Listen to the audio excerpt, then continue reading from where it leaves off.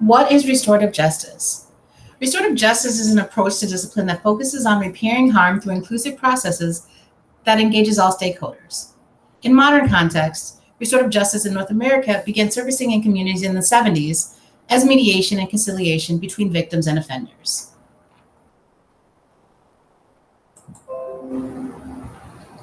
The way in which we honor the Indigenous peacemaking circles is even the very beginning of the process, how we start. So looking at the way we sit in a circle where everybody is on an even kind of level with each other. No one's higher, no one and their opinion is more important than the others. This is about repairing the harm and restoring the community. The focus is to seek harmony under conflict and restore balance to the individuals that were affected. The main focus is really, you're a valued member of our community, and this happened within our community. So we will fix it within our community because we want to continue to grow as a community.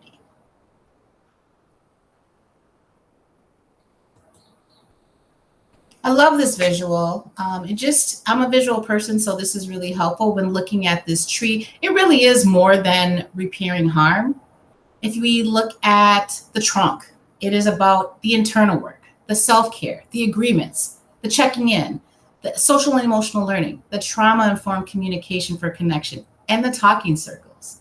If we look at the branches, it's about our restorative conversations, our chats, our circles, our conferences. Looking at the fruit and the leaves, the outcomes, that's the healing, that's the relationships, that's the accountability.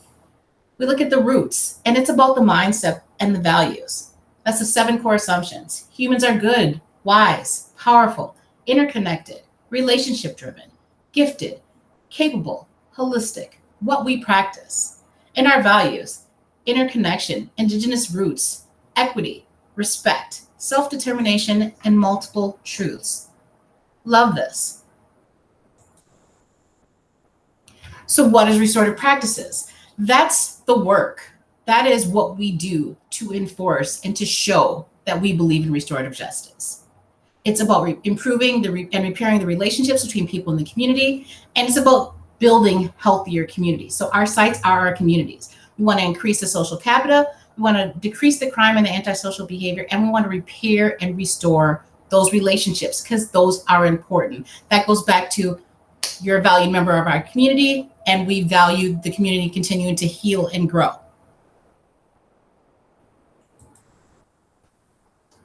Restorative practices in a school setting. So it's really about empowering the student to resolve their own conflicts, whether it's in the small group, whether it is one-to-one, and it's really about them taking control and ownership of their own conflicts. We're teaching them a skill. Like, this is a skill that they're going to be able to use outside of our setting, outside of our community, out in the real world and in the real community.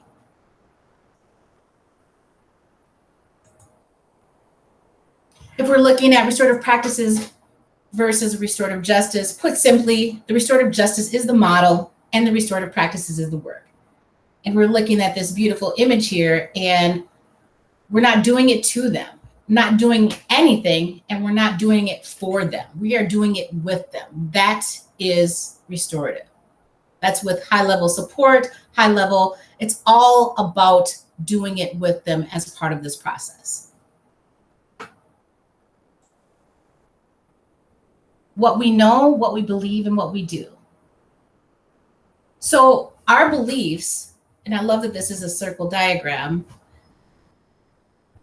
impact what we think we know, which impacts our behaviors. In any way that you go, in any direction that you go, they all play and build on each other. It's very circular. What we know affects our behaviors, and our behaviors affect our beliefs. What we believe affects our behaviors, and our behaviors affect what we know. So I just really like this image, equity-driven, restorative, and trauma-informed practices. It really talks about in our beliefs, like, what are our personal biases? And that we have to dismantle them and fully embrace an equity lens. What do we know about social justice as educators and the cultural communities that we serve, and our students' brilliance? And then what we know to best serve and promote educational excellence and equity for diverse groups of students. What do we know? The behaviors. What do we do to promote excellence and dismantle systems of inequity across our entire educational system? Love this. Circular, it all makes sense. It all flows together. They all interact and interconnect with one another. This is a part of our equity, trauma aware, restorative rubric that we created as we begin to implement this work in our district. We look at this component of staff culture and approach. And if you've not yet begun at your site, staff does not share a common vision or approach to student success. Staff meetings, professional development, and coaching conversations may not preserve the dignity and worth of all students and families, or and students and families, and or lead to improved teaching and learning. Initial implementation steps for that piece is that the school is working to define an approach, a vision, norms, and achieving success. Some of our staff meetings and professional development and coaching conversations are done using this component. And we are attempting to preserve the dignity and worth of all students, staff, and families, and lead to improved teaching and learning. The element of staff growth, if you are in the initial implementation, I'll move to the next slide. Some of the sample activities would be, or sample actions would be, where community building for student and staff are regularly participating in Tier 1 circles and connected to the SEL. And staff meetings and professional development include time for professional reading, active engagement, data-driven reflection. The leadership team, including teacher leaders, plan and implement regular, at least bi-weekly, high quality and valuable professional learning opportunities with all staff, including classified staff. We're looking at the restorative practice component, and that is staff, including all leaders, model restorative practices and social emotional learning in their roles, including a growth mindset. Anti-racist, staff, including all leaders, include opportunities to examine educators' identities, strengths, needs, biases, and culturally responsive pedagogy through reading and reflections that encourage and promote observable equity. Including this in this part of this training is so much about the pre-work that we do. And so looking at these regular actions being consistently a part of what we do as we look at our PCM training and the pieces to that, we want to make sure that those are connected, because then it's not something new when we have to go back and have a conversation to repair harm after a situation has occurred. And so these are just some of the things that as a district we are working to build for staff, students, and families. Community building. A community that is strong is going to have communication directly with each other. It's tightly reinforced, but everyone is communicating to everyone else. And a community that is weaker is when communications are limited and there are fewer connections. Sometimes that means that staff are isolated in their operations from others. And it makes it difficult for messages about shared beliefs and commitments to spread. A healthy communication within the organization is what we need in order for this community to thrive.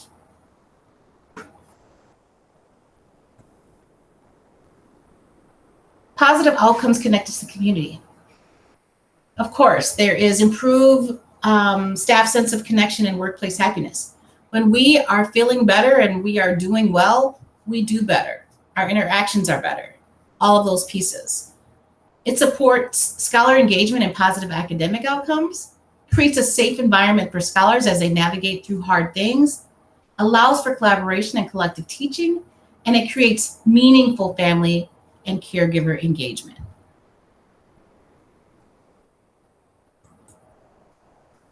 Some of the restorative practices and community building activities that are currently happening around the district at various sites. Every place is different in implementation, so some pieces are missing from some of the sites as they're continuing to build their restorative practices work. But we have the SEL community building, especially this year when we experienced distance learning. A lot of our staff conversations were done in an SEL community building type of circle. Our restorative chats and check-ins, those are happening pretty much site-wide, or district-wide, excuse me. The restorative worksheets, there are different variations based on student needs at different sites, but everybody is using some form of a restorative worksheet. Critical incident debriefing. When something major happens, we are having a conversation with the staff involved, and we are having a conversation with the student and family involved. Individual restorative plans. Sometimes there's an incident that happens in the building. There's destruction of property. Someone was hurt. Different things, but individual restorative plans that reflect that, where we figure out how we fix it, how we move forward, and next steps so that we can support this student as they reintegrate back into the community. Our circles. We have the relationship building circles. We have the SEL circles. We have the circles to repair harm. And then again, as previously mentioned, our reentry planning meetings following suspension or arrest. It's really important to have those pieces in place, especially when a significant incident happens that resulted in suspension or arrest. As they reintegrate back into the community, we need to talk about that. We need to not act like it didn't happen. We need to name it and figure out what we need to do in order to support that student as we move forward.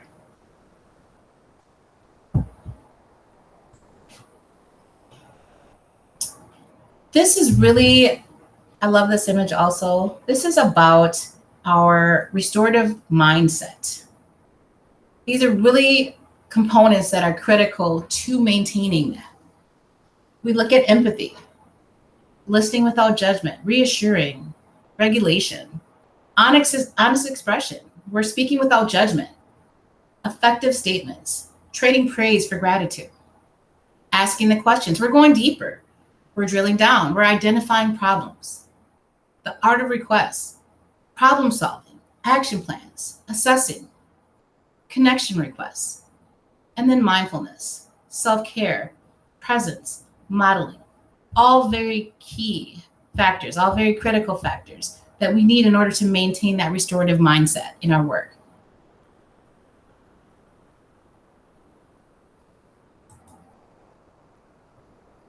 This is a linear kind of model of restorative practices. If we're looking from informal to formal, we're looking at mindfulness. We're looking at restorative dialogue. We're looking at respect agreements, collaborative and proactive solutions. We're looking at those daily circles, whether they're SEL, community buildings, or whatever they are. We're looking at restorative circles when there's been harm or there is an incident that needs to be repaired. We're looking at peer mediation where students are saying, hey, can I do a circle with student A because we had this issue and I really just want to talk about it. Could you help with that conversation? We've got kids that are asking for that. Calm room. They need to be in that space where they're able to calm body and get ready and to be back on track. The reentry circles, critical. We've got to do those. If we have significant situations or incidents that happen, we've got to have that reentry circle conversation as the student reintegrates back into the community. Outside mediation. Sometimes that is necessary. When there's a conflict that we can't resolve, it needs to be an outside person that can support that wasn't involved, who maybe isn't at the site, who is really an outside person. That's happened with staff and both students this year.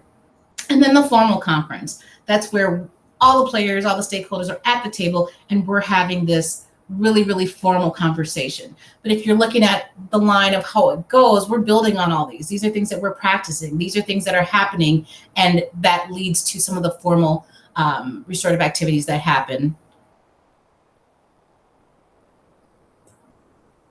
Restorative language. Love Brene Brown, and in her book, The Gift of Imperfections, Get Rid of What You Think You Are Supposed to Be and Who You Are, she defines connection as the energy that exists between people when they feel seen, heard, and valued. Restorative language is about modeling what connections look like in our interactions.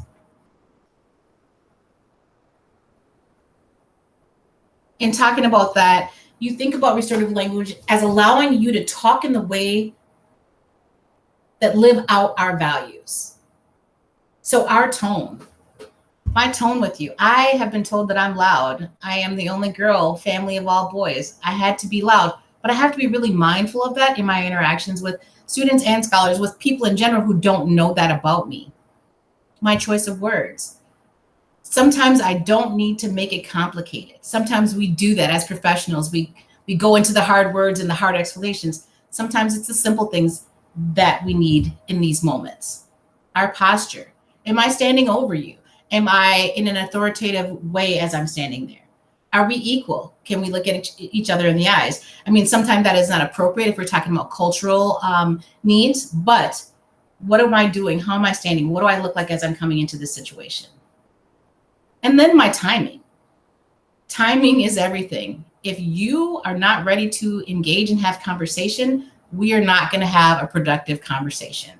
I need to wait it out until you're ready. And we do that. That's something that we're able to gauge all the time in our work with our students.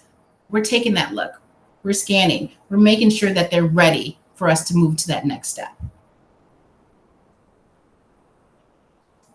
And then the last piece is our self-reflection. These are the questions that on this link, if you click, we will have a self-reflection survey. And then we're going to have you answer these questions. And this is really about your experience with trauma-aware and restorative practices, any reservations or questions that you might have, the connections that you see between trauma-aware and restorative practices, and support you're going to need to implement trauma-aware and restorative practice with a restorative lens.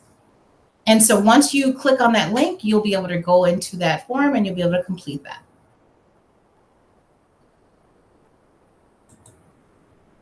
Share your thoughts.